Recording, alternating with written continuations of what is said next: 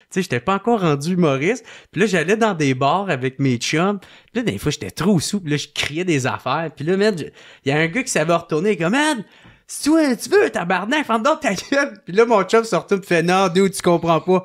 Il est humoriste. Puis le gars était comme, oh shit, yeah. Puis il me donne la main. Quel moment loser. Ma mère, elle me trouvait vraiment drôle, tu sais. Fait qu'elle me trouvait bien drôle. Puis pendant qu'elle était malade, qu'elle avait le cancer, elle me parlait de l'École nationale de l'humour. J'étais comme, quoi?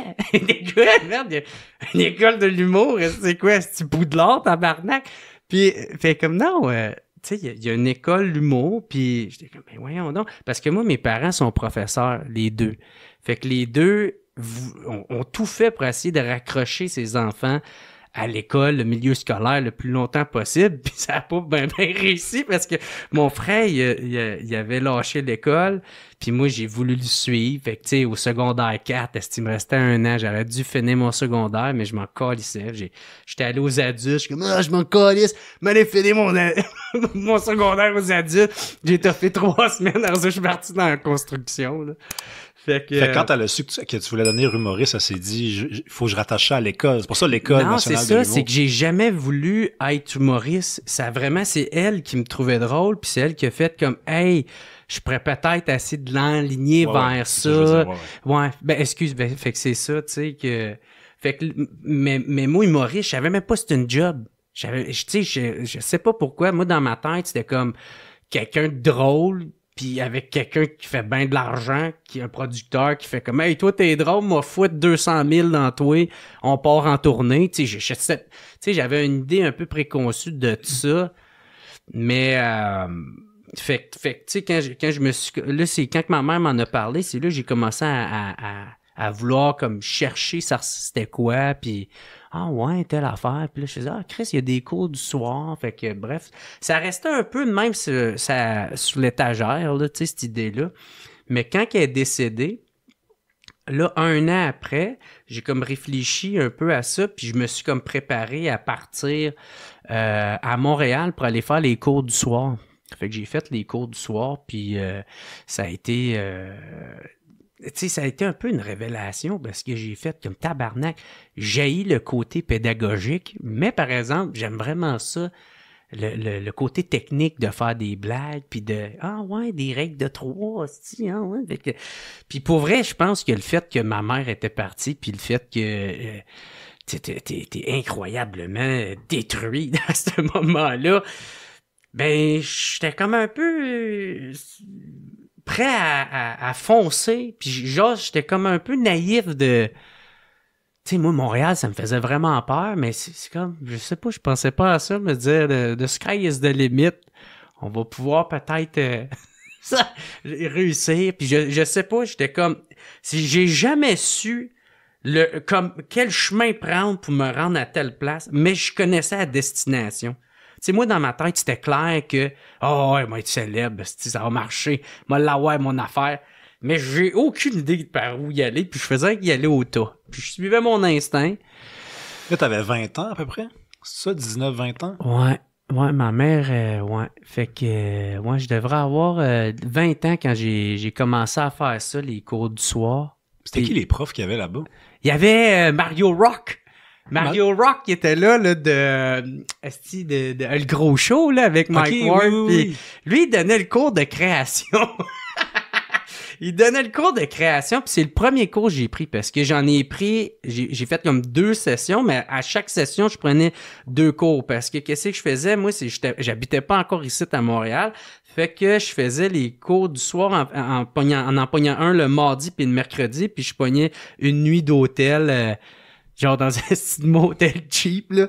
Puis là, fait que là, c'est ça, je partais de Gatineau, j'allais faire mon cours du soir, en ça, je dormais à l'hôtel, puis là, le lendemain, tu sais, j'attendais dans mon char jusqu'à l'heure du cours, puis après le cours, je repartais à Gatineau, tu sais, puis ça a été ça pendant 3 mois, puis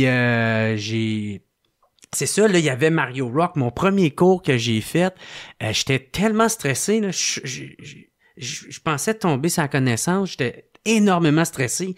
Mario Rock, est là. Là, on était assis en rond, puis là, il fallait qu'on donne nos noms. On se présente, bonjour, c'est ça. Puis là, de plus en plus, ça avance, de plus en plus, la patate à pompe. Puis là, j'étais comme, oh my God. Là, c'est à mon tour. Puis il dit, bonjour, fait que toi, c'est... Puis Gérard. Mon nom, je viens de Gatineau, puis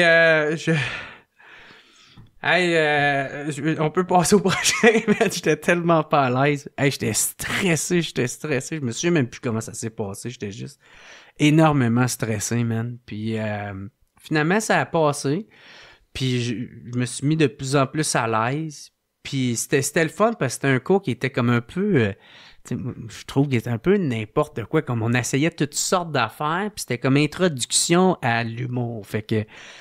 c'était pas un cours théorique, c'était comme un cours un peu pratique. On essayait un peu n'importe quoi, puis c'était...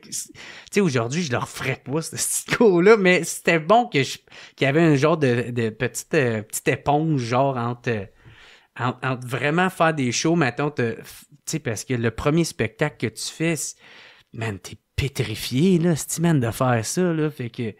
Ça a quand même été une belle période que je puisse apprendre à jouer devant du monde qui voulait, eux autres, devenir humoristes ou qui avait, en tout cas, il y avait une petite certaine ambition. Fait qu'ils comprenaient comment que toi, tu te sens. Tu t'en vas pas tout de suite te pitcher dans la gueule du loup. Fait que, puis là, j'ai rencontré des personnes qui étaient vraiment cool, man. Marc-André Towner, man, un gars qui est genre super brillant, man. Il est tellement drôle. Il y a un gars, il est brillant. Il est rempli de connaissances. Il a une connaissance générale incroyable. Mais câlisse qu'il est con, man, ce gars-là. Des fois, on sortait des bars, puis il faisait crier « Donaldo! T'es où, est-ce que il criait... Donalda des pays d'en haut, là. Ah, je pense que oui. Moi, je connais rien, oui, là-dedans, là, tu sais. Puis c'est drôle parce que moi, quand je suis arrivé à Montréal, tu sais, quand j'ai commencé à être à Montréal puis à côtoyer du monde, mais moi, man, j'avais aucune connaissance de rien, là. Moi, je connaissais pas grand mot. Moi, je pars de loin. C'est ça, tu dis que t'étais dans ton char entre tes cours, là. Oui. T'étais pas bien quand... Non. Au début, là, t'étais un peu mal à l'aise, là, timide, mais t'étais encore timide aussi, là. Ouais, mais même intellectuellement parlant. J'avais énormément... Je partais avec un tabarnak de retard, là, tu sais. Mais Chris, par exemple, j'étais sincère. J'étais honnête. Puis je me laissais guider par mon instinct, man. Puis dans ce jungle-là, à savoir aussi que ça va m'amener tout ça, tu sais. Mais c'est ça, j'ai fait ces premiers cours-là. Puis c'est ça, j'ai réalisé que j'aimais l'humour, mais j'aimais pas vraiment les cours. J'aimais pas ça, fait que... je pense que j'ai repris un autre cours qui était comme plus en improvisation puis en écriture pour essayer d'améliorer mon écriture. Puis fait que là j'avais comme des petits chums là, tu sais qui m'aidaient un peu à passer parce que moi quand j'étais arrivé ici, je connaissais personne, j'avais aucun ami là, tu sais, à part cette petite gang là, j'avais réussi à me faire avec les cours du soir. Ça, c'était vraiment cool. C'était du monde vraiment... C'était vraiment cool. Puis là, tu sais, c'est quoi, là? Mettons, t'as commencé à faire les cours, t'as moins aimé ça, mais là, c'est quand que t'as fait... tu sais, je veux écrire un show, je veux faire des numéros, je veux aller dans des bars. Ah oui! Ah, tu fais bien de poser la question. J'ai bien fait de t'engager. Ben non, mais c'est parce que... Ben ouais, 500$, c'est 500$. Ouais, comme si j'avais 500$. Non. Oui, c'est ça. C'est parce que après ce show-là, qu'est-ce qui était le fun, c'est on faisait un cours, si je me souviens bien. Non, ces petits cours-là, je veux dire, on faisait un show après ou de quoi de même, en tout cas, je me souviens plus trop. Puis, fait que moi, il y avait un gars qui était là aussi qui s'appelle Joe Coupé.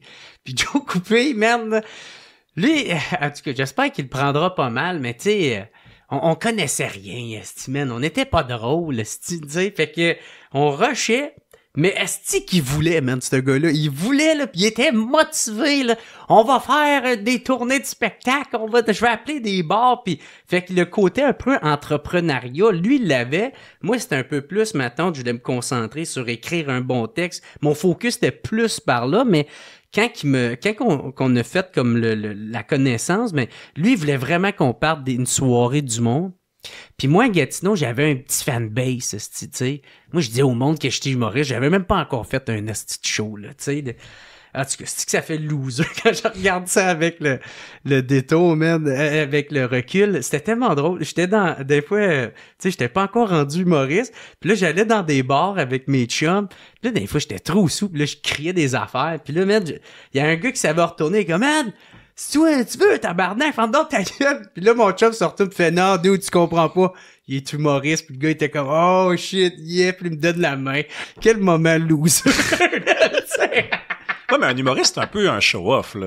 Tu sais, ça existe pas des humoristes qui sont pas très show-off, là. L'extrait que tu viens d'écouter est une présentation de Les Toitures Trudeau.